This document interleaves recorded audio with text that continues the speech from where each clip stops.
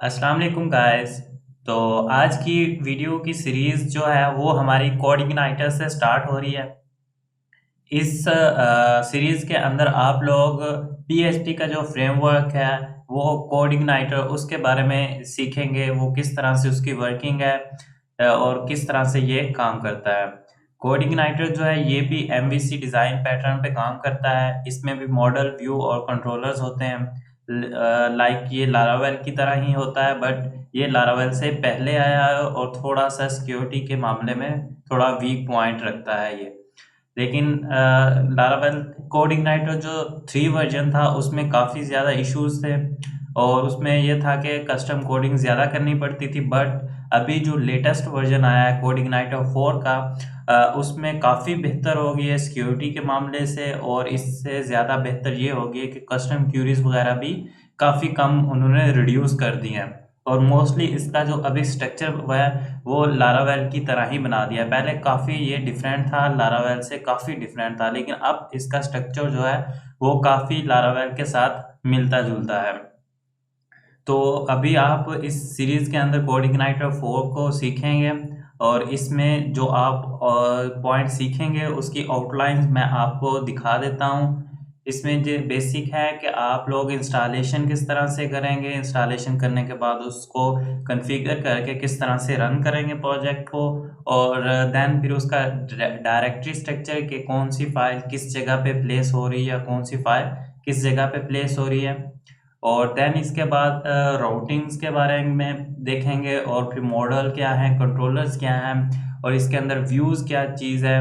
और व्यूज़ के अंदर जो होता है वो हम यूआरएल को किस तरह से जनरेट करते हैं, और फिर जो है सेशंस जो हैं कोड इग्नाइटर के अंदर वो हम किस तरह से जो है यूज़ कर सकते हैं। देन कुछ हेल्पर फंक्शन आ जाएंगे, और फिर इसके अंदर एक रिक्वेस्ट क्लास होती है। लाइक जो भी आपकी रिक्वेस्ट आ रही है, लाइक अगर आपने किसी रूट को हिट किया है तो उसके अंदर एक रिक्वेस्ट का पैरामीटर्स होता है जिसमें उसके हेडर्स इंक्लूड होते हैं। उसके अंदर कोई डाटा अगर पास किया है तो वो इंक्लूड होता है, लाइक फॉर्म की फील्ड के अंदर या फिर हमने गेट मेथड के थ्रू। देन इसी तरह से फिर व्यूज़ को थोड़ा और एक्सप्लोर करेंगे कि व्यूज़ को मल्टीपल व्यूज़ हम किस तरह से, लाइक अगर लेआउट है तो उसको किस तरह से मैनेज करेंगे। और फिर इसके अंदर कोड इग्नाइटर हमें एक टेबल क्लास भी प्रोवाइड करता है कि हम टेबल्स जो हैं वो भी अपनी बैकएंड कोडिंग से जनरेट कर सकते हैं, तो उसके बारे में भी सीखेंगे। और फिर इसमें डेटाबेस से रिलेटेड के आप लोग डेटाबेस के साथ किस तरह से कनेक्शन बनाएंगे, अपनी क्यूरीज जो होंगी, कस्टम क्यूरीज जो होंगी वो किस तरह से रन करेंगे। और इसके बाद कुछ क्यूरी हेल्पर फंक्शंस प्रोवाइड करता है कोड इग्नाइटर, आप उनको भी यूज़ करेंगे। और फिर बिल्डर भी प्रोवाइड, क्यूरी बिल्डर लाइक इसके अंदर फंक्शंस भी बने होते हैं, आप उनको यूज़ करके भी डाटा को फेच और ऐड करवा सकेंगे। फिर आ जाएगा मॉडल्स के। मॉडल में भी ये है कि आप मॉडल को किस तरह से क्रिएट करेंगे।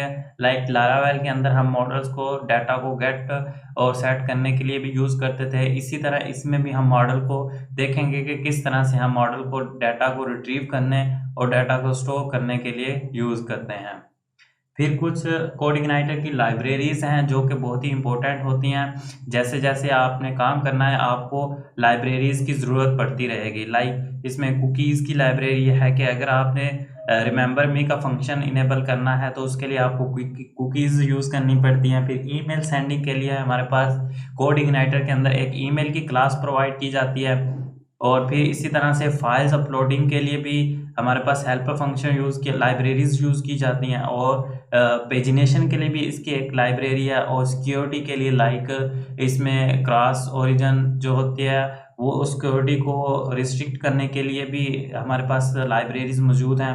और इसी तरह से वैलिडेशन जो कर रहे होते हैं उसकी भी लाइब्रेरीज़ हैं। और फिर आ जाते हैं कुछ हेल्पर फंक्शन जो कि थ्रो आउट हेल्प करते हैं हमारी। लाइक एरे के ऊपर अगर आपने कोई काम करना है, लाइक एरे को सॉर्ट करना है, एरे में से किसी एलिमेंट को निकालना है, किसी एलिमेंट को फाइंड करना है, तो ये सारा आप एरे हेल्पर को यूज़ करके करेंगे। और फिर फॉर्म हेल्पर में ये होता है कि आप HTML के थ्रू भी फॉर्म बना सकते हैं, बट आपको कोड इग्नाइटर एक फार्म हेल्पर भी प्रोवाइड करता है, जिसमें आप बैकएंड के थ्रू जो है बैकएंड कोडिंग के थ्रू अपना फॉर्म जनरेट कर सकते हैं। फिर आ जाता है HTML हेल्पर, ये आपको HTML के तौर पे हेल्प आउट करेगा। और फिर डेट हेल्पर आ जाता है, और देन URL हेल्पर आ जाता है। ये सारा कुछ लर्न करने के बाद एट द एंड आपको जो चीज़ें आपने सीखी हैं, लाइक कंट्रोलर, मॉडल, राउट और व्यूज़, इन सब को मर्ज करके हम एक छोटा सा ई-कॉमर्स रिलेटेड प्रोजेक्ट को क्रिएट करेंगे, जिसमें हम स्ट्राइप गेटवे जो है पेमेंट गेटवे, उसको इंटीग्रेट करेंगे। और इसको फिर आपको पूरी इसकी वर्किंग का पता चल जाएगा कि किस तरह से ये कोडिंगनाइटर जो हमने चीज़ें लर्न की हैं, इनके थ्रू किस तरह से आप एक प्रोजेक्ट को क्रिएट कर सकते हैं। और फिर इस प्रोजेक्ट को हम किसी लाइव सर्वर के ऊपर अपलोड करके भी टेस्ट करेंगे।